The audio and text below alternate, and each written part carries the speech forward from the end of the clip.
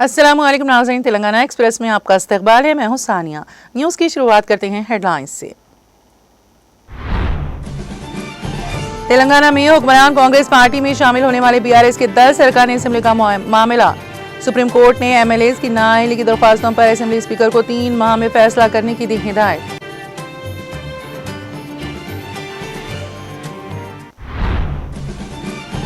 Telangana high court के 4 नए additional जजेस ने लिया हलफ। चीफ जस्टिस अपरेश कुमार सिंह ने नए एडिशनल जजेस को दिलाया हलफ।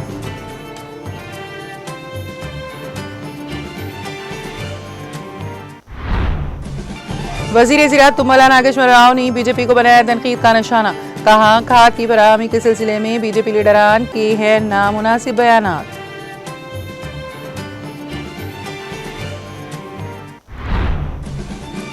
केटीआर ने तेलंगाना में पार्टियां तब्दील करने वाले अरकान असेंबली की नाअहली की दरख्वास्त पर सुप्रीम कोर्ट के फैसले का किया खैर मकदम। जजेस से किया इजहार तशक्कुर। कहा, बीआरएस पार्टी सुप्रीम कोर्ट के फैसले का करती है खैर मकदम। हमेशा इंसाफ की ही होती है जीत।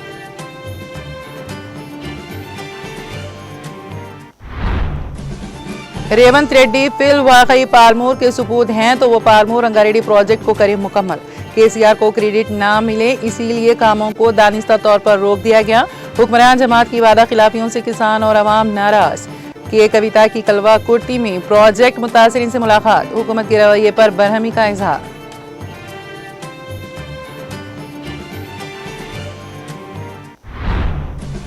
तेलंगाना के इमामों और मौज़नीन को माहाना एजाज़िये के लिए इनकम सर्टिफिकेट और आधार कार्ड का लुज़ूम नाकाबिल क़बूल। अक़लियती तलबा को पोस्ट मीटर स्कॉलरशिप की फौरी इजराई अमल में लाई जाए। बीआरएस अक़लियतों की हकीकी हमदर्द। रेवंत रेड्डी की ज़ेर क़यादत कांग्रेस हुकूमत वादों की तकमील में पूरी तरह नाकाम। तेलंगाना भवन में साबिक़ वज़ीर दाखिला मोहम्मद महमूद अली का मीडिया से खिताब। नागार्जुना सागर और श्रीशैलम प्रोजेक्टों की सतह में इजाफा दर्ज। पानी के तेज बहाव के नतीजे में दोनों प्रोजेक्टों के दरवाजों को खोलकर पानी का इखराज। दिलकश नज़ारों को देखने के लिए सयाहों का हुजूम।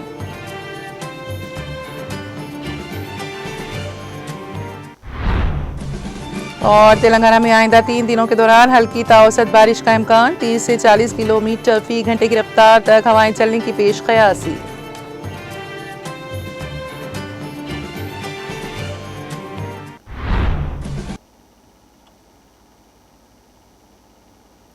और अब खबरों की तफसील। सुप्रीम कोर्ट ने जमेरात को तेलंगाना असेंबली के स्पीकर को हिदायत दी कि वो तेलंगाना में हुक्मरान कांग्रेस पार्टी में शामिल होने वाले भारत राष्ट्र समिति बीआरएस के 10 एमएलएज के खिलाफ ज़ेर इल्तिवा नाअहली की दरख्वास्तों पर 3 माह के अंदर फैसला करें। ये हिदायत देते हुए चीफ जस्टिस बीआर गवाई और जस्टिस एजी मसीह की बेंच ने कहा है कि यह बदकिस्मती की बात है कि इस मामले पर उनकी अदालत नोटिस के बाद स्पीकर ने मुतालिका फरीकों को 7 माह बाद नोटिस जारी किया। बेंच ने बीआरएस लीडर बाड़ी कौशिक रेड्डी और दीगर की दरख्वास्तों को कबूल करते हुए तेलंगाना हाईकोर्ट की डिवीजन बेंच के इस फैसले को मनसूख कर दिया, जिसमें स्पीकर को 4 हफ्तों के अंदर समाअत की तारीखें तय करने की सिंगल बेंच की हिदायत को मनसूख कर दिया गया था। अदालत उज़्मा ने यह भी वाज़ेह कर दिया है कि अगर मुतालिका एमएलए स्पीकर की समाअत में शामिल होने में किसी किस्म की टाल मटोल करते हैं तो उनके खिलाफ मनफी नतीजा निकाला जा सकता है।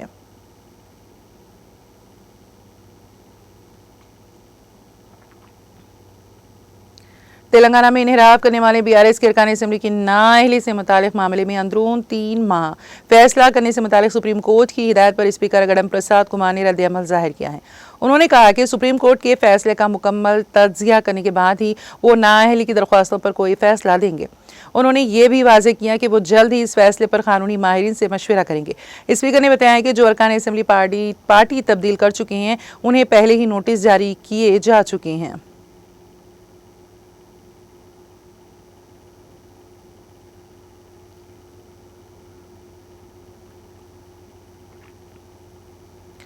तेलंगाना हाईकोर्ट के 4 नए एडिशनल जजेस ने हलफ लिया। अदालत के अहाते में जजेस, वकला और अहदेदारों की मौजूदगी में जमेरात की सुबह मुनक़िदा एक सादा तकरीब में चीफ जस्टिस अपरेश कुमार सिंह ने इन नए एडिशनल जजेस को हलफ दिलाया। उनको जजेस बनाने के सिलसिले में सुप्रीम कोर्ट कॉलेजियम की सिफारिश को मरकजी हुकूमत ने मंजूरी दी थी और सदर जमहूरिया द्रौपदी मुर्मू ने अहकाम जारी किए थे, जिसके बाद जजेस के तौर पर गौस मीरा मोइनुद्दीन, प्रवीण कुमार, चल्लापति राव और वी रामकृष्णा रेड्डी ने हलफ लिया। इन 4 नए एडिशनल जजेस की हलफबरदारी के बाद तेलंगाना हाई कोर्ट के जजेस की तादाद बढ़कर 30 हो गई है। रियासती हाई कोर्ट के 42 जजेस के मिन जुमला मौजूदा तौर पर 26 जजेस खिदमात अंजाम दे रहे थे।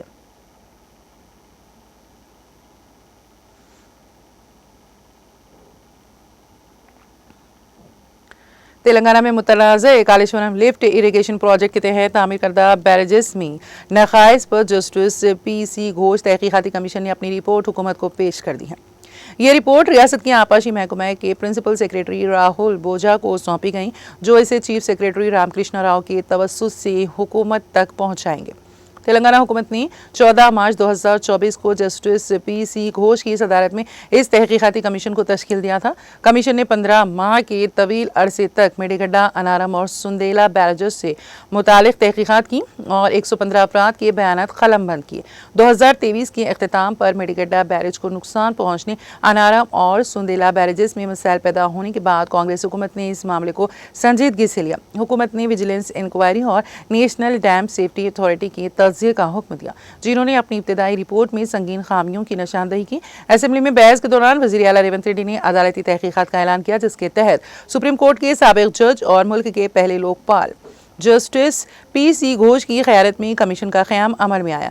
कमीशन को जुलाई के आखिर तक रिपोर्ट पेश करने की मोहलत दी गई थी। अगरचे रस्मी ऑर्डर्स अप्रैल में मौसूल हुए और कमीशन ने मई 2024 से अपनी कार्रवाई का आगाज़ किया। ताहम टेक्निकी जांच, गवाहों के बयानात, विजिलेंस व NDSA रिपोर्ट्स का मुआयना और दीगर कानूनी उमूर के सबब कमीशन की मुद्दत में बार बार तोसी दी गई। आज जस्टिस PC घोष ने अपनी तफसीली रिपोर्ट हुकूमत को पेश कर दी, जिसके बाद हुकूमत की जानिब से इस पर आइंदा का लाहिया अमल तय किया जाएगा। रिपोर्ट पर प्रोजेक्ट की मनसूबाबंदी, टेक्निकी खामियां और मुमकिना गफलत पर रोशनी डाली गई है।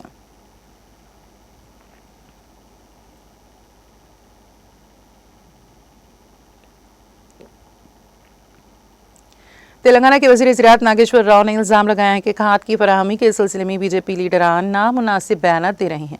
उन्होंने कहा कि रियासती हुकूमत मौजूदा खरीफ सीजन के लिए दरकार खाद की फराहमी का मुतालिबा कर रही है, लेकिन BJP लीडरान आइंदा रबी के सीजन का जिक्र कर रही हैं, जो कि हैरान कुन है। वज़ीर मौसूफ ने बताया है कि खरीफ सीजन के लिए मरकज़ ने 9.80 लाख टन यूरिया मुख्तस किया है, जिनमें से 4.36 लाख टन यूरिया की सप्लाई की जा चुकी है। उन्होंने कहा कि किसानों को पेश आने वाली मुश्किलात को मद्देनजर रखते हुए फौरी तौर पर बाकी खाद की इजराई के लिए मरकज़ को मकतूब रवाना किया गया है।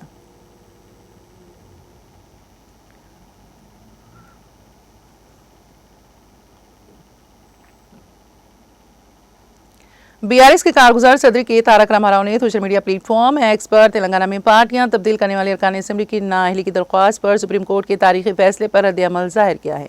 Chief justice of India justice BR गवाई की सरबराही में सुप्रीम कोर्ट ने जुमेरात को तेलंगाना असेंबली के स्पीकर को हिदायत दी है कि वो तेलंगाना में हुक्मरान कांग्रेस पार्टी में शामिल होने वाले BRS के 10 MLAs के खिलाफ ज़ेर-इल्तिवा नाअहली की दरख्वास्तों पर 3 माह के अंदर फैसला करें। केटीआर ने कहा है कि BRS पार्टी सुप्रीम कोर्ट के फैसले का खैर मकदम करती है। हम इज्जत-ए-माब चीफ जस्टिस का शुक्रिया अदा करते हैं कि उन्होंने इस मुल्क के जमहूरी ताने-बाने बदनीयती पर मुबनी तर्ज अमल के खात्मे को यकीनी बनाया। मुझे उम्मीद है कि राहुल गांधी, जिन्होंने अपनी पंच न्याय में इनहराफ मुखालिफ क़वानीन को मजबूत बनाने और इनहराफ की खुदकार तरीके से नाअहली की दलील दी थी, इस फैसले का खैर मकदम करेंगे। केटीआर ने कहा, राहुल गांधी, मिस्टर गांधी, मैं आपसे कह रहा हूं कि आप अपनी तालीमात पर कायम रहे। मुझे उम्मीद है कि आप और आपकी पार्टी मुअज़्ज़ज़ स्पीकर के ओहदे को हिंदुस्तान के आइन का मजाक उड़ाने के लिए इस्तेमाल नहीं करेंगे। केटीआर ने कहा है कि यह कबूल करने में ज़्यादा तहकीक की ज़रूरत नहीं है कि ये 10 MLA गैर कानूनी तौर पर कांग्रेस पार्टी में शामिल हुए हैं और हर रोज़ सरकारी तकारीब में हिस्सा ले रहे हैं। लीगल टीमों और BRS सिपाहियों का शुक्रिया, जिन्होंने मुश्किल वक्त में हमारा साथ दिया। जैसा कि मैं समझता हूँ, हमारे पास 10 हल्कों में ज़िमनी इंतखाबात के लिए 3 माह का वक्त है। केटीआर ने चलो काम पर लगते हैं लड़कों, सच की ही जीत, जय KCR, जय तेलंगाना का नारा दिया।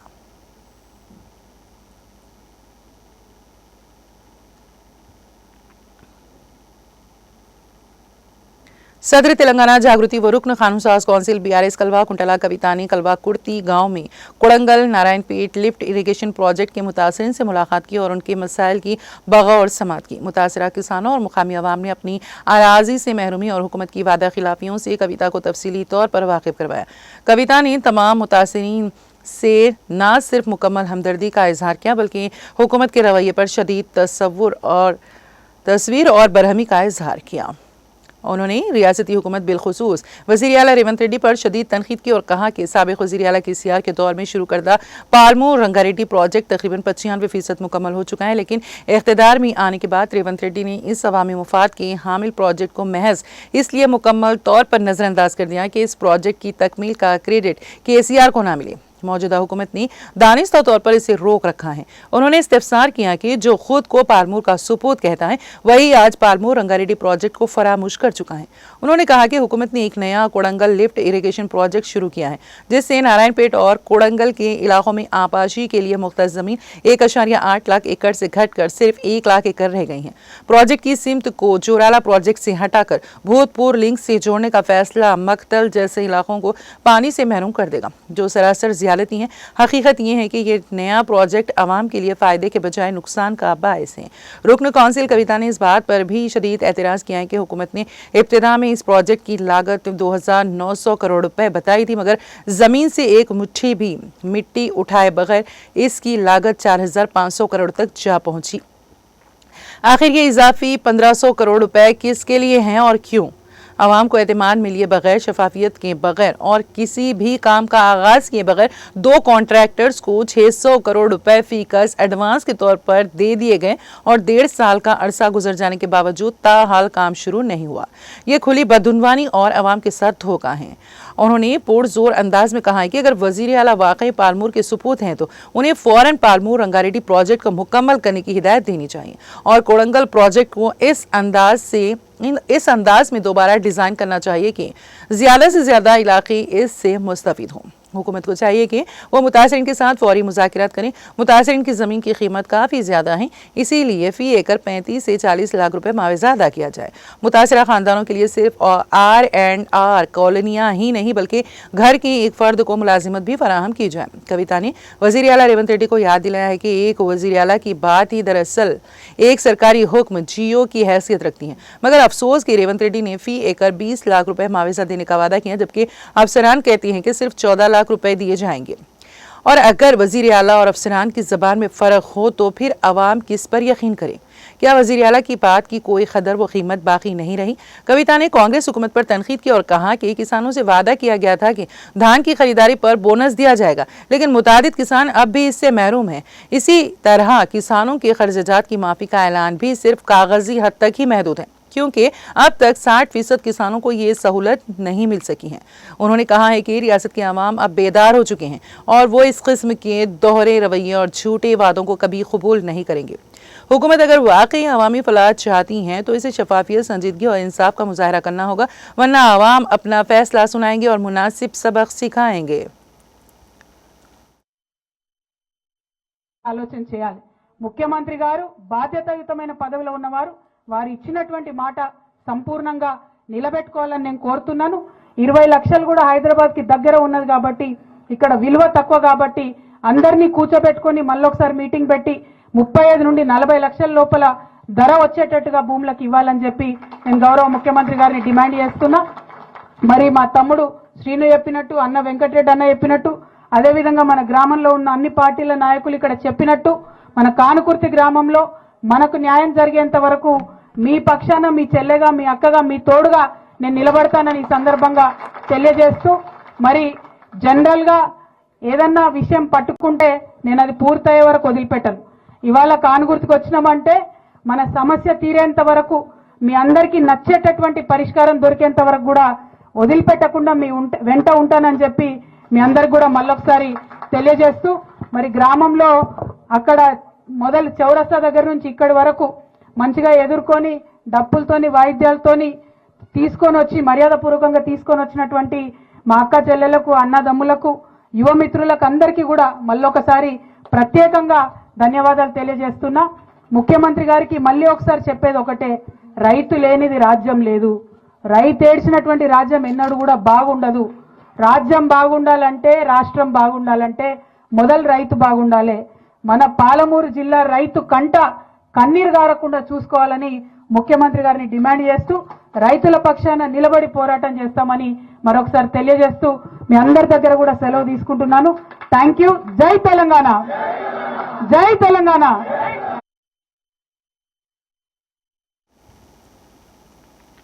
साबिक़ वज़ीर दाखिला मोहम्मद महमूद अली ने तेलंगाना में बरसर इक़्तिदार कांग्रेस को अपनी शदीद तनकीद का निशाना बनाया और कहा कि रियासत में बरसर इक़्तिदार कांग्रेस पार्टी आवाम से किए गए वादों की तकमील में बुरी तरह नाकाम हो गई है। मोहम्मद महमूद अली तेलंगाना भवन में प्रेस कॉन्फ्रेंस से खिताब कर रहे थे। मोहम्मद महमूद अली ने कहा कि रियासत में आइमा और मौज़नीन को माहाना एजाज़ी की फराहमी से मुताल्लिक़ कांग्रेस हुकूमत का रवैया नामुनासिब है। उन्होंने वज़ीर आला रेवंत रेड्डी से सवाल किया कि इमाम और मौज़न हजरात इनकम सर्टिफिकेट्स कहाँ से लाएंगे जबकि उनकी इनकम ही नहीं है। उन्होंने बताया है कि साबिक़ में बीआरएस के दौरे हुकूमत में उस वक्त के वज़ीर आला केसीआर ने इमाम और मौज़नीन को इनकम सर्टिफिकेट के लुज़ूम के बगैर ही सिर्फ मस्जिद कमेटी की जानिब से दिए गए डिक्लेरेशन पर माहाना 5,000 रुपये एजाज़िया फराहम किया था। उन्होंने कहा कि रेवंत रेड्डी ने इंतखाबात से कबल रियासत के इमामों को 12,000 रुपये, मौज़नीन को 10,000 रुपये माहाना एजाज़िया देने का ऐलान किया था, लेकिन आज तक वो वादा वफा ना हो सका। मोहम्मद महमूद अली ने कहा कि रेवंत रेड्डी इमामों और मौज़नीन के माहाना एजाज़िया में इजाफा करने के बजाय इनकम सर्टिफिकेट, पैन कार्ड, आधार कार्ड को दाखिल करने का लुज़ूम आयद करते हुए एजाज़िया की फराहमी के खुसूस में इमामों और मौज़नीन की तादाद को घटाना चाहते हैं। उन्होंने कहा कि कांग्रेस हुकूमत की जानिब से इमामों और मौज़नीन के माहाना एजाज़िया के लिए इनकम सर्टिफिकेट और आधार कार्ड के लुज़ूम के सिलसिले में बीआरएस कायदीन पर मुश्तमिल एक वफ्द नुमाइंदगी के लिए सेक्रेटरी महकमा बहबूद अक़लियत शफ़ीउल्लाह से मुलाकात के लिए गया था। ताहम उस वक्त वो सीट पर मौजूद नहीं थी, जिस पर हमने वज़ीर अक़लियती बहबूद लक्ष्मण कुमार से फ़ोन पर बात की और उन्हें अक़लियतों के मसाइल से तफसीली तौर पर वाकिफ़ करवाया। वज़ीर मौसूफ़ ने अक़लियती मसाइल से वज़ीर आला रेवंत रेड्डी को वाकिफ़ करवाने का तयख़ुन दिया। इस मौके पर हमने उनसे इमामों और मौज़नीन के लिए इनकम सर्टिफिकेट और आधार कार्ड पेश करने के लुज़ूम को कालादम करार देने का मुतालबा किया है। उन्होंने कहा कि ये एक हकीकत है कि सारे तेलंगाना में एक भी इमाम और मौज़न इनकम सर्टिफिकेट अदा करने के काबिल नहीं रहता, जबकि ये लोग माशी एतबार से इंतहाई कमज़ोर होते हैं। साबिक़ वज़ीर दाखिला मोहम्मद महमूद अली ने कहा कि गुज़िश्ता में 48 साल तक कांग्रेस पार्टी बरसर इक़्तिदार थी, लेकिन किसी ने भी इमामों और मौज़नीन को माहाना एजाज़िया देने के लिए कोई इक़दाम नहीं किया, जबकि इमामों और मौज़नीन को माहाना एजाज़िया देने का सहरा साबिक़ा बीआरएस हुकूमत के सर जाता है। उन्होंने कहा कि 17 साल तक तेलुगु देशम ने हुकूमत की। इस तरह से ये दोनों सियासी जमातें 65 साल तक इक़्तिदार में रहीं, लेकिन किसी ने भी इमामों और मौज़नीन को माहाना एजाज़िया देने के बारे में नहीं सोचा। लेकिन ये बीआरएस हुकूमत है जिसने इमामों और मौज़नीन के लिए माहाना 5,000 रुपये एजाज़िया मुकर्रर किया था, जिसकी वजह से केसीआर की अक़लियत नवाज़ी का वाज़ेह सबूत मिलता है। उन्होंने कहा कि कांग्रेस ने 420 वादे किए थे और 6 गारंटियों पर अमल करने का वादा किया था, लेकिन वो इसे पूरा ना कर सकी। उन्होंने कहा कि आज रियासत के माइनॉरिटी स्कूलों का हाल इंतहाई खस्ता है, जहां पर दिन ब दिन बच्चों की तादाद घटती जा रही है। उन्होंने कहा कि कांग्रेस और दीगर हुकूमतों ने रियासत के मुस्लिम अक़लियतों को मियारी तालीम देने से मुतालिक कोई ठोस इक़दामात नहीं किए, लेकिन रियासत में बीआरएस इक़्तिदार में आने के बाद केसीआर ने अक़लियतों की तालीम और उनकी तरक्की के लिए बेशुमार इक़दामात किए थे। उन्होंने कहा कि मुस्लिम अक़लियतें तालीमी और माशी बदहाली की वजह से मसाबकती दौड़ में आगे आने से महरूम हैं। उन्होंने कहा कि पोस्ट मैट्रिक स्कॉलरशिप ना मिलने की वजह से तलबा को इंतहाई मुश्किलात का सामना करना पड़ रहा है। उन्होंने कहा कि फ़ीस बाज़ अदायगी के बकायाजात हुकूमत जारी ना करने की वजह से तलबा को सर्टिफिकेट्स नहीं दिए जा रहे हैं। साबिक़ वज़ीर दाखिला मोहम्मद महमूद अली ने वज़ीर आला रेवंत रेड्डी से मुतालबा किया है कि वो फौरी तौर पर इमामों और मौज़नीन के लिए इनकम सर्टिफिकेट के लुज़ूम को बर्खास्त करने के साथ साथ अक़लियती तलबा को पोस्ट मैट्रिक स्कॉलरशिप्स की फौरी इजराई के अलावा मुस्लिम अक़लियतों को दरपेश मसाइल के हल के लिए इक़दामात करें। इस मौके पर बीआरएस कायदीन मोहम्मद मसीहुल्लाह खान, ख्वाजा बदरुद्दीन, एम मोईद खान, अब्दुल कलीम, अरशद अली खान, उमर, रहीमुल्लाह खान नियाजी, सैयद मुनीरुद्दीन, एम बासित, ज़हूर, मोहम्मद गौस, यूसुफ और दूसरे मौजूद थे। मैं यही पूछना चाहता हूँ कि हमारे इमाम और मौज़न हज़रात कहाँ से लाएंगे, इनकी इनकम ही नहीं है। केसीआर साहब जिस तरह दिए थे डिक्लेरेशन के ऊपर, मस्जिद कमेटी वाले अटैच करे तो इमाम मौज़न हज़रात को 5-5 हज़ार अजिया दिया गया। रेवंत रेड्डी साहब क्या बोले, इमाम साहब को 12,000 देंगे, मौज़न साहब को 10,000 देंगे। अरे 12 भी गए, 10 भी गए, अब तो नए शरात लगाकर 50% लोगों को कट करना चाह रहे हैं। शॉर्ट पीरियड देकर सारे लोगों से कहा जा रहा है कि आप इनकम सर्टिफिकेट, आधार कार्ड सबमिट कीजिए, तो हम इंक्वायरी करने के बाद पेंशन देंगे। ये गलत तरीका है। हम कई 2 दिन से हम कोशिश कर रहे थे। माइनॉरिटी सेक्रेटरी शफीउल्लाह साहब से कल का अपॉइंटमेंट लिए थे। बीआरएस के तमाम लीडर्स जाकर एक मेमोरेंडम तैयार कर रहे थे कि जो ये आप कंडीशन लगा रहे हैं वो कंडीशन को कल अदम कीजिए, क्योंकि अगर सारे तेलंगाना में एक भी इमाम मौजन जो है इनकम टैक्स पे भरने के काबिल नहीं रहता और बहुत माशी हाल से बहुत कमज़ोर होते हैं, उन्हें जो हदिया दिया जा रहा है, जो पेंशन दिया जा रहा है, वो सिर्फ केसीआर साहब के दौर में हुआ। हमारे तेलंगाना में इससे पहले 48 ईयर्स कांग्रेस हुकूमत की, 17 साल तेलुगु देशम हुकूमत की, दोनों मिला के 65 साल हुकूमत करे। 65 साल में एक पैसा भी इमाम मौजूद को नहीं दिए। अगर कोई देने वाले लीडर और महान महात्मा लीडर है तो केसीआर साहब। उन्होंने जब सर्वे करवाया एक दिन का, उसमें पता चला कि इमाम और मौजूद आज़ाद भी बहुत माशी हाल से कमज़ोर है, बहुत गरीब है। बहुत गाँव में तो उन्हें 2 टाइम का खाना भी खाने के मुश्किलात पैदा होते हैं। इसलिए सीएम साहब ने इमाम साहब को 5,000, मौजन साहब को 5,000 रुपये का हदिया देने का वायदा किया और वो दे भी रहे थे। और रेवंत रेड्डी साहब इलेक्शन से पहले हम 12,000 रुपये इमाम को देंगे, 10,000 रुपये मौजन को देने का वायदा किया। वोट लेने के बाद पूरा भूल गए। ऐसे तो बहुत 50 वायदे किए, इसीलिए वायदों को 420 कहा जा रहा है। देखा गया तो 500 से ज़्यादा वायदे किए हैं। 6 गारंटी दी है, कोई गारंटी पे अमलावरी नहीं हुई। आज माइनॉरिटी रेजिडेंशियल स्कूल का हाल पतला है, दिन ब दिन वहाँ तादाद घटते जा रही है बच्चों की। मैं एक ही बात पूछना चाहता हूँ मीडिया के जरिए कांग्रेस हुक्मरानों से, आप हमारे स्टेट के अंदर करीब 50 साल हुकूमत किए, क्यों मुसलमानों को तालीम नहीं दिए? अगर मुसलमानों को तालीम देने वाला कोई लीडर है तो केसीआर साहब है। एम्प्लॉयमेंट की बात की जाती है, मुसलमान बगैर तालीम के किस तरह एम्प्लॉयमेंट हासिल कर सकते हैं? इसलिए मुसलमान ज़्यादातर होटलों में काम करते हैं, पंचर बनाते हैं, मजदूरी का काम करते हैं।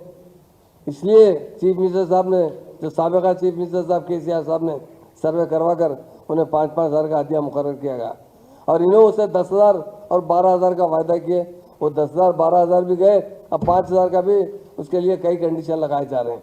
हम इसकी सख्त मजम्मत करते हैं। कल हम जाने वाले थे, हम हमारे साबिका वक्फ बोर्ड चेयरमैन साहब और जितने हमारे साबिका उर्दू एकेडमी चेयरमैन, जितने हमारे लीडर्स थे, मिलकर शफीउल्लाह साहब को जो हमारे सेक्रेटरी है एक मेमोरेंडम देने के लिए उनसे टाइम भी लिया गया था। कल 4:30 का टाइम दिए थे। जब हम लोग गए तो वो सीट पर नहीं थे। पता चला कि वो जो है वहाँ डिप्टी चीफ मिनिस्टर ने बुलाए, उनके काम से गए हैं। वो ठीक है, कोई बात नहीं, पर हम जो उसी वक्त हम क्या करें, और हमारे लीडर्स मिलकर बैठे थे। हमारे जो माइनॉरिटी इंचार्ज मिनिस्टर है लक्ष्मण कुमार साहब से बात किया, मैं खुद बात किया और उनसे गुजारिश किया कि देखिए साहब, आप माइनॉरिटी इंचार्ज मिनिस्टर है। उन्होंने बहुत अच्छी बात की और वायदा किया, मैं ज़रूर चीफ मिनिस्टर को याद दिलाकर ये इनकम सर्टिफिकेट का जो नया कानून लगाया गया उसे हटा देने का वायदा किया। सदर मजलिस बैरिस्टर असदुद्दीन ओवैसी और फ्लोर लीडर अकबरुद्दीन ओवैसी की हिदायत पर याकुतपुरा हल्के के मजलिसी रुकन असेंबली जाफर हुसैन महराज ने मजलिसी रुकन खानून साज कौंसिल मिर्जा रहमत बेग की हमरा डबिलपुरा डिवीजन का दौरा करके नागा बौली और शेख फैज़ की कमान के सड़क की तोसी के मुतासिरीन में चेक्स तकसीम किए। इस दौरान उन्होंने जुमला 20 मुतासिरीन में 3,15,11,962 रुपए के चेक्स हवाले किए। बालजा मीडिया से बात करते हुए रुकन असेंबली जाफर हुसैन महराज ने कहा है कि हमारा मकसद नागा बौली, शेख फैज़ की कमान और बड़ा बाजार से रहमानिया मदरसे तक सड़क को चौड़ा करने का काम जल्द अज जल्द मुकम्मल करना है। उन्होंने कहा लब पे बकिया चेक जल्द अज जल्द तकसीम किए जाएंगे। इस मौके पर डबिलपुरा कॉर्पोरेटर अलमदार वालाजाही, मजलिस के प्राइमरी यूनिट के मेंबरान, सड़क तोसी के मुतासिरीन और दीगर मौजूद थे।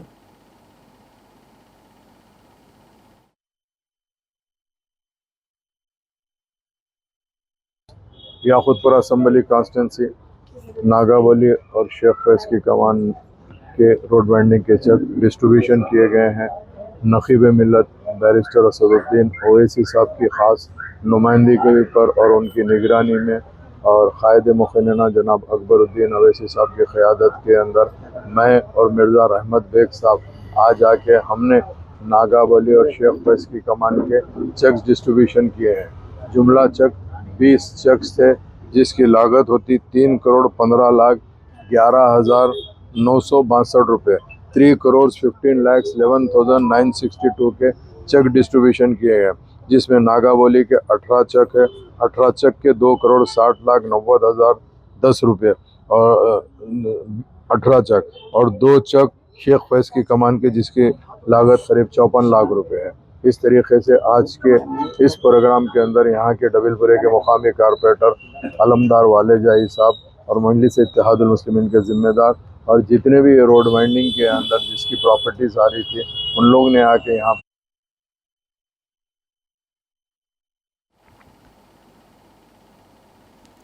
रुकने असेंबली जी आदि नारायणा ने भद्राद्री कोत्तागुड़म जिले के अचीवतापुरम का दौरा करके मंडल परिषद प्राइमरी स्कूल और आंगनबाड़ी मराकज का अचानक मुआयना किया।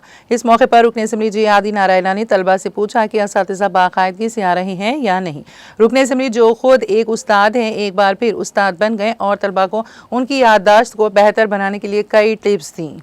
इस दौरान रुकने असेंबली ने स्कूल के अतराफ का मुआयना किया, आंगनबाड़ी सेंटर का मुआयना किया और बच्चों से बातचीत की। उन्होंने किचन का मुआयना किया और हुकूमत की तरफ से फराहम करदा खाने पीने की अशिया और सामान का भी मुआयना किया। उन्होंने अमले को मशवरा दिया है कि वो इस बात को यकीनी बनाए कि बच्चों को फराहम की जाने वाली खुराक में कोई कोताही ना हो। उन्होंने कहा कि हुकूमत बच्चों को मियारी तालीम और मियारी खुराक फराहम करने के लिए पुरअज़्म है।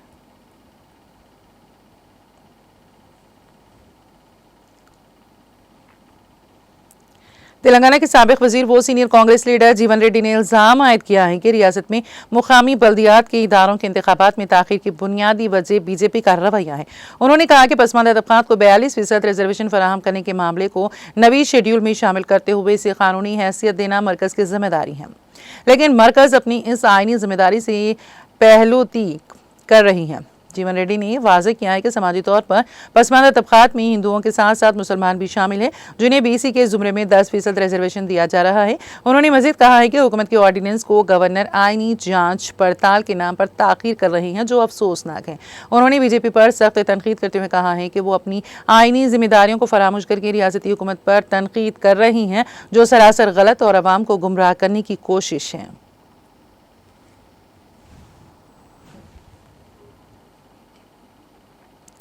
तेलंगाना और आंध्र प्रदेश के किसानों के लिए माविन समझे जाने वाले श्रीशैलम प्रोजेक्ट में पानी की सतह खतरे की हद तक पहुंच चुकी है और प्रोजेक्ट लबरेज हो गया है। तारीख में पहली बार ऐसा हुआ है कि जुलाई के महीने में ही ये प्रोजेक्ट मुकम्मल लबरेज हो गया और हुकाम को दरवाजे खोलने पड़े।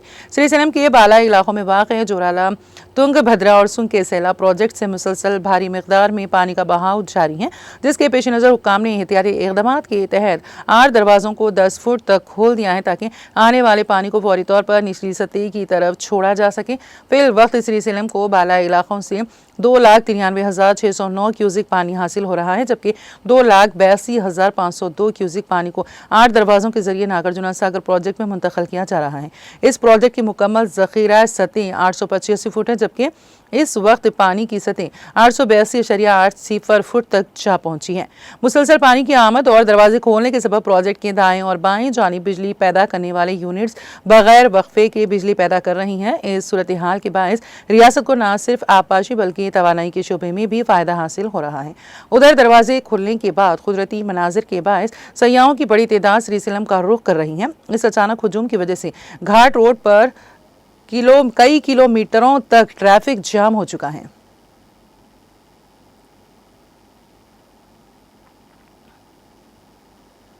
तेलंगाना के नागार्जुना सागर प्रोजेक्ट से पानी छोड़ा गया। इस प्रोजेक्ट में शदीद पानी के बहाव के पेश नज़र हुक्काम ने 26 दरवाजे खोलकर पानी को निचले इलाकों की तरफ छोड़ा।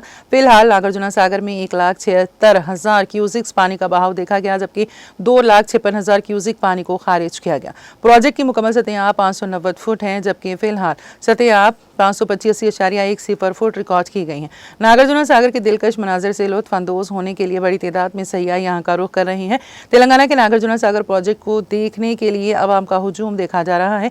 हुकाम ने हिफाजती इक़दामात के तहत इसके 26 दरवाजे खोल दिए हैं ताकि पानी के बहाव को काबू में रखा जा सके। दरवाजे खुलने के बाद प्रोजेक्ट से निकलने वाले पानी का नज़ारा इंतहाई दिलकश मंजर पेश कर रहा है, जिसे देखने के लिए सयाह बड़ी तादाद में पहुंच रहे हैं। आमतौर पर नागार्जुना सागर की गेट अगस्त या सितंबर में खोले जाते हैं, लेकिन इस साल पड़ोसी रियासतों महाराष्ट्र और कर्नाटक के साथ साथ तेलंगाना में शदीद बारिश के सबब जुलाई में ही गेट खोलने की नौबत आ गई है। काबिल जिक्र बात यह है कि गुज़िश्ता 18 बरसों में यह पहला मौका है कि नागार्जुना सागर इतनी जल्दी मुकम्मल तौर पर लबरेज हो गया है। यहाँ के कुदरती मनाजिर और पानी की लहरें ज़बरदस्त मंजर पेश कर रही हैं। महकमे आबाशी के हुकाम का कहना है कि अगर बारिश का यही सिलसिला जारी रहा तो आने वाले दिनों में मज़ीद पानी छोड़ने की ज़रूरत पेश आ सकती है।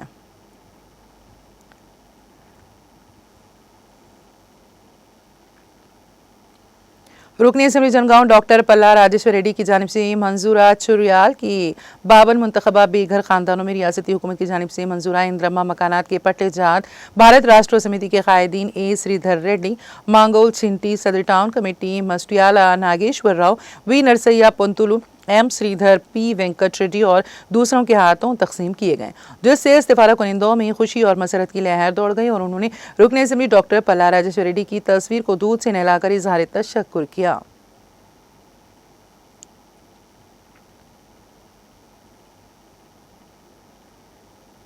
जिले सिद्दीपेट के मुझे रसूलाबाद मंडल कोमरावैली की मोहम्मद सोहेल नामी कमसिन लड़के की जो गुज़िश्ता चंद सालों से मुख्तलिफ बीमारियों से मुतासरा रहकर ज़ेर इलाज हैं, हक़ाइक़ से वाक़फ़ियत हासिल करते हुए मुकामी रुकन असम्बली डॉक्टर पल्ला राजेश्वर रेड्डी ने बड़ी फ़िराक दिली के साथ हुकूमत से नुमाइंदगी करते हुए 3 लाख रुपए मंजूर कराते हुए LOC साबिक़ मुकामी सरपंच भी स्वामी गौड़ के हवाले किया, जिसको उन्होंने कमसिन मुतासरा मोहम्मद सोहेल के अरकान ख़ानदान को पेश करते हुए खातिर ख्वाह इलाज व मौलजे से इस्तिफ़ादा हासिल करने और कमसिन लड़के की आजिलाना सेहतियाबी दराजी उम्र के लिए नेक तमन्नाओं का इजहार किया।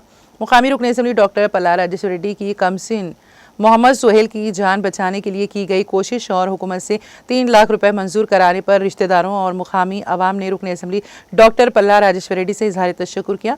इस मौके पर मोहम्मद अब्दुल्ला, मोहम्मद आरिफ, रामलू, मल्लेशम और दीगर मौजूद थे।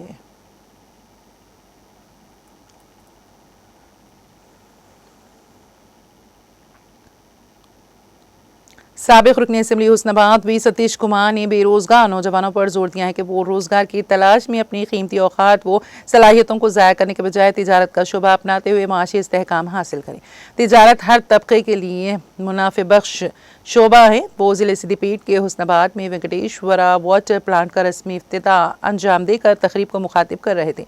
उन्होंने कहा कि मौजूदा मसाबकती दौर में तिजारत के वसी मौक़े दस्तियाब हैं और मैदान काफ़ी वसी और अरीज़ हैं। उन्होंने मुख्तलिफ खुद रोज़गार स्कीमात के जरिए तिजारत के मौक़े पैदा करने की ज़रूरत पर जोर दिया। इस मौके पर सदर टाउन कमेटी मोहम्मद अब्दुल वहाब अनपर, साबिक़ ज़िला परिषद रुकन बल्लू नाइक, साबिक़ सदर मार्केट कमेटी ए तिरुपति रेड्डी और दूसरे भी मौजूद थे।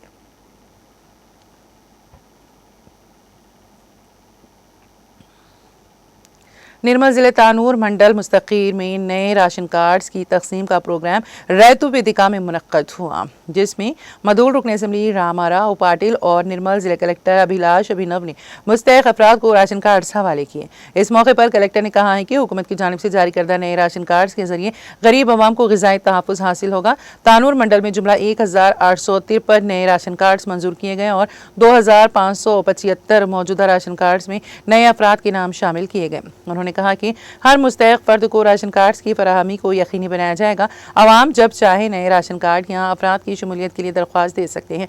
उन्होंने कहा कि हुकूमत आला मियार का चावल फराहम कर रही है। आवाम को चाहिए कि वह बाकायदगी से अपने राशन कोटे का इस्तेमाल करें। इस मौके पर रुकन असम्बली रामाराव पाटिल ने कहा है कि नए राशन कार्ड की तकसीम खुश आइंद है।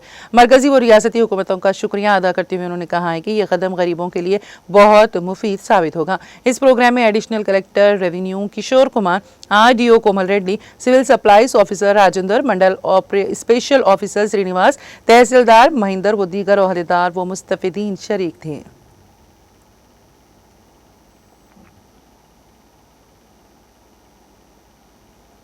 निर्मल जिले कलेक्टर अभिलाष अभिनव ने सरकारी दवाखानों में बेहतर तिब्बी खिदमात की फराहमी पर जोर दिया। जुमेरात के रोज उन्होंने रामल जिले तानूर मंडल मुस्तकीम में वाक़ गवर्नमेंट प्राइमरी हेल्थ सेंटर का अचानक दौरा करते हुए मुख्तलिफ शोबे-जात का मुआयना किया। कलेक्टर ने in patient, out patient, store room, injection room और मेडिसिन रूम्स का तफसीली मुआयना जायजा लिया। उन्होंने मेडिकल स्टाफ से मुख्तलिफ उमूर पर सवालात करते हुए कई अहम हिदायत जारी की। मौसमी वबा के पेश नज़र बीमारियों की रोकथाम के लिए पेशगी इक़दाम करने पर जोर दिया। हामिला ख़वातीन और ज़चगी के दौरान खुसूसी निगरानी के तहत तिब्बी खिदमात फराहम करने की हिदायत दी। कलेक्टर ने स्टाफ को हिदायत दी कि आवाम को मियारी और बर वक्त इलाज की सहूलत फराहम करने में कोई कोताही ना बरती जाए। इस मुआयने में एडिशनल कलेक्टर किशोर कुमार, RDO कोमल रेड्डी, मंडल स्पेशल ऑफिसर श्रीनिवास, तहसीलदार महिंदर और दीगर ओहदेदार मौजूद थे।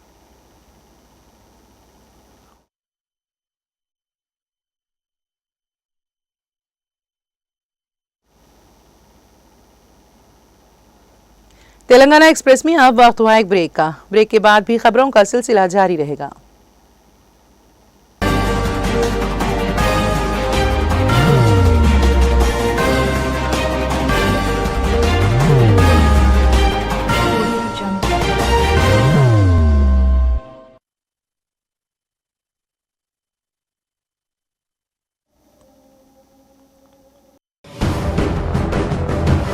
जिंदगी में कितना भी हो मुश्किलों का अंधेरा, रासिक स्टोन से चमकेगा किस्मत का सितारा। सीधे खानों से निकाल कर तराशा गया और डॉक्टर रोशन और डॉक्टर MM रजा के ज्ञान से संवारा गया। इल्मी जवाहरात एक बेशकीमती इल्म है। ये जिंदगी के हर मोड़ पर हमें आगाही देता है।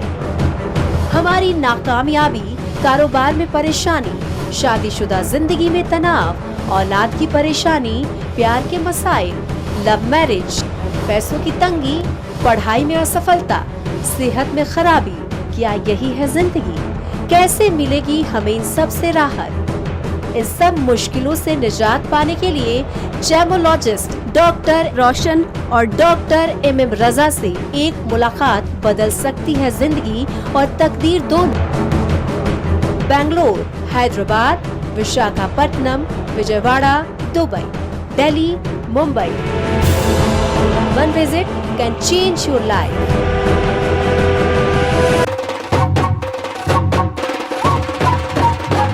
जगमग दिल के तारों में रिश्तों की होगी धुन, सोनिए तू, उखड़िए तू, सबको सुनाने अपने दिल की ट्यून, डार्लिंग दुल्हनिया तुझे, अब रुक मत, ये मोमेंट तेरा है। Be the showstopper, be the showrunner. Show how it's done. Come celebrate the Brides of India with Malabar Gold and Diamonds.